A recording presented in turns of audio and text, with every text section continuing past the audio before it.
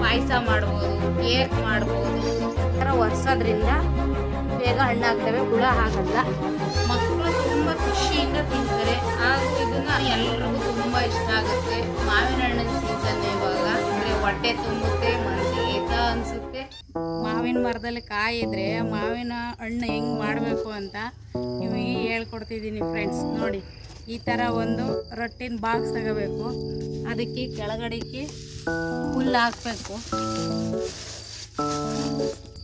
ಒಣಗಿರೋ ಹುಲ್ಲ ತಗೊಂಡು, ಒಣ ಹುಲ್ಲು ಅಂತ ಗುಡ್ಡೆಲಿರುತ್ತಲ್ಲ ಅದನ್ನು ತಗೊಂಡು ಬಾಕ್ಸಿಗೆ ಕೆಳಗಡೆಗೆ ಹಾಕಬೇಕು. ಆಮೇಲೆ ಅದ್ರ ಕೆಳಗಡೆಗೆ ಅದ್ರ ಮೇಲ್ಗಡೆಗೆ ಕಾಯಿಗಳನ್ನ ಇಟ್ಟು ಆಮೇಲೆ ಮುಚ್ಚಬೇಕು. ಈಗ ಕಾಯಿಗಳನ್ನ ಇಡೋದನ್ನ ತೋರಿಸ್ತೀವಿ.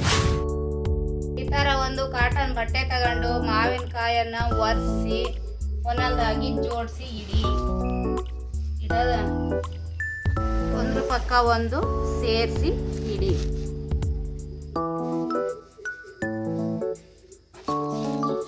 ಏನು ಕೊರೆಸ್ಬೇಕು ಅಂದರೆ ಇದ್ರ ಮೇಲೆ ಕೀಟಾಣುಗಳಿರ್ತವೆ, ಹುಳಗಳಿರ್ತವೆ, ಮತ್ತು ಕೆಲವೊಂದು ಸರಿ ಔಷಧಿ ಸ್ಪ್ರೇ ಮಾಡಿರ್ತೀವಿ. ಆಗ ಈ ಥರ ಒರೆಸೋದ್ರಿಂದ ಬೇಗ ಹಣ್ಣಾಗ್ತವೆ, ಹುಳ ಆಗಲ್ಲ. ಅದಕ್ಕೋಸ್ಕರ ಕೆಲವೊಂದು ಮಕ್ಕಳು ತಗೊಂಡು ಬಂದು ಕೊಟ್ಟ ತಕ್ಷಣ ಆಸೆಯಿಂದ ತಗೊಂಡು ತಿಂತವೆ. ಆಗಲೂ ಕೂಡ ಯಾವುದೇ ರೀತಿ ತೊಂದರೆ ಆಗಲ್ಲ.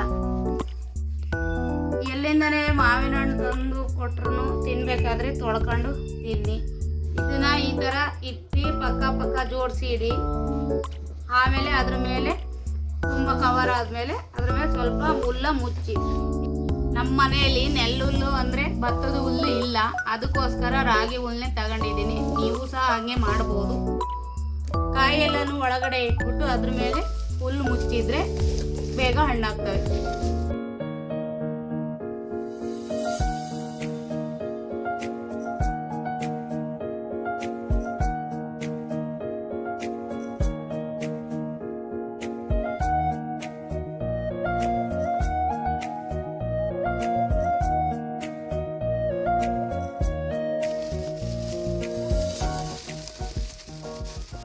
ನೋಡಿ, ಈ ರೀತಿಯಾಗಿ ಕಾಯೆಲ್ಲನೂ ಇಟ್ಬಿಟ್ಟು ಅದ್ರ ಮೇಲೆ ಹುಲ್ಲ ಮುಚ್ಚಬೇಕು. ಮುಚ್ಚೋದ್ರಿಂದ ಬೇಗ ಹಣ್ಣಾಗ್ತವೆ.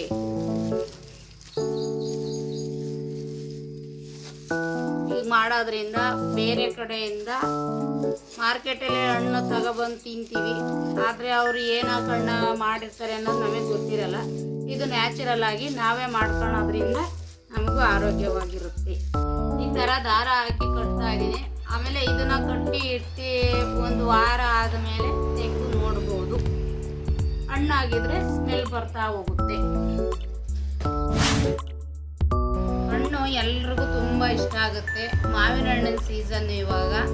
ಮಾವಿನ ಹಣ್ಣು ತಿನ್ನೋದಕ್ಕೆ ಭಾಳ ಖುಷಿ ಆಗುತ್ತೆ. ಏಕೆಂದರೆ ರುಚಿಯಾಗಿದ್ರೆ ಹೊಟ್ಟೆ ತುಂಬುತ್ತೆ, ಮನಸ್ಸಿಗೆ ಹಿತ ಅನಿಸುತ್ತೆ, ಆರೋಗ್ಯನೂ ಬರುತ್ತೆ. ಈ ಮಾವಿನ ಹಣ್ಣಿನಿಂದ ಪಾಯಸ ಮಾಡ್ಬೋದು, ಕೇಕ್ ಮಾಡ್ಬೋದು, ಹಲ್ವಾ ಮಾಡ್ಬೋದು, ಮಾವಿನ ಹಣ್ಣಿನ ಚಿತ್ರಾನ್ನ ಮಾಡ್ಬೋದು, ಮಾವಿನಕಾಯಿ ಚಿತ್ರಾನ್ನ ಮಾಡ್ಬೋದು, ಮಾವಿನಕಾಯಿಯ ಹಲ್ವಾ ಮಾಡ್ಬೋದು. ಮಕ್ಕಳು ತುಂಬ ಖುಷಿಯಿಂದ ತಿಂತಾರೆ. ಹಾಗೂ ಇದನ್ನು ರುಬ್ಬಿ ದೋಸೆ ಥರನೂ ಮಾಡಿ ಕೊಡ್ಬೋದು. ನೆಕ್ಸ್ಟ್ ಈ ಥರ ಹಣ್ಣುಗಳನ್ನ ತಗೊಬಂದು ತಿನ್ನೋದನ್ನ ಅಭ್ಯಾಸ ಮಾಡ್ಕೊಳ್ಳಿ. ಮಾರ್ಕೆಟ್ನಲ್ಲಿ ಕಾಯಿ ಸಿಗುತ್ತೆ, ತೊಗೊಂಡು ಬನ್ನಿ, ಈ ಥರ ಹಣ್ಣು ಮಾಡ್ಕೊಳ್ಳಿ. ನೆಕ್ಸ್ಟ್ ಅಪ್ಕಮಿಂಗ್ ವಿಡಿಯೋದಲ್ಲಿ ಈ ಥರದ್ದು ಏನೇನಾದರೂ ಒಂದು ತೋರಿಸ್ತಾ ಇರ್ತೀವಿ ಫ್ರೆಂಡ್ಸ್.